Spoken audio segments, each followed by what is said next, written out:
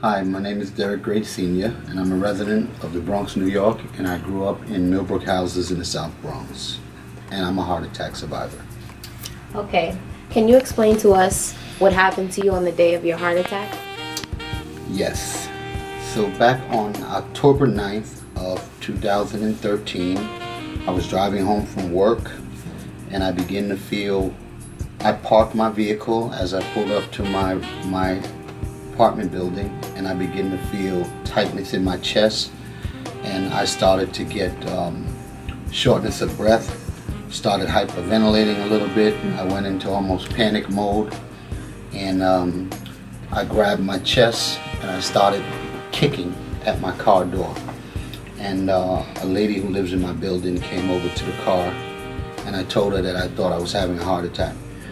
A lot of people ask me, what does it feel like to have a heart attack? And I tell folks that through my experience, when you have a heart attack, you know you're having one. You don't need anybody to tell you. It's a very distinctive feeling. As I said, the chest pains, the shortness of breath, almost the panic mode. And at that point, I called my girlfriend who I live with, and she sent her daughter downstairs with 4 aspirins and called the ambulance. So where were you at the time of your heart attack? Can you let them know where you were going?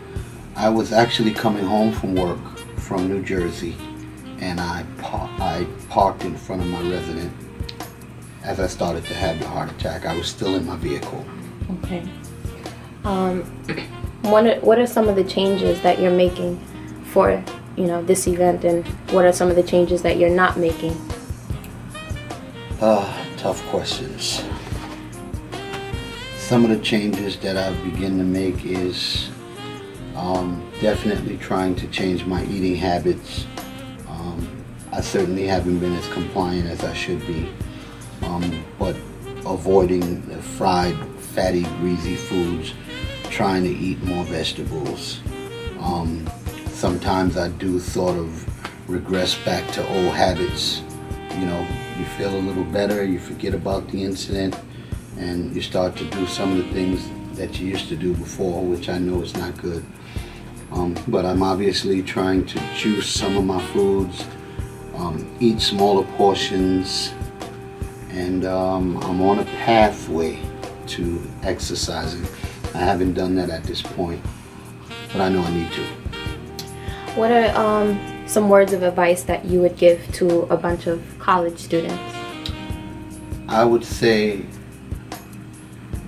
to take the things in your life that affect your health seriously now while you're young, because as you get older, it's much more difficult to manage. I would say that you should definitely start now, eating healthy foods, a lot of vegetables, a lot of fruits, drinking waters, avoiding the kinds of foods that I just talked about, the fried foods, the sugary drinks and all of those kinds of things that can develop diabetes and all of that sort of stuff. Okay. Well, thank you, and thank you for sharing your experience with us today. Okay. Thank you. Okay, so before the heart attack, where were you coming from? So ironically, I had made a stop at a local Chinese store in my neighborhood where I had ordered a chicken sandwich, a fried chicken sandwich. Okay. So as a result of the heart attack, what are some of your thoughts?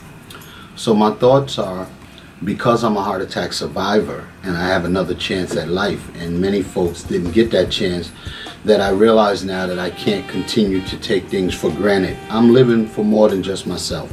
I'm living for you, my daughter. I'm living for the people who love me. And I have to start taking some real affirmative actions to live a different life, a better life, a healthier life. Thank you.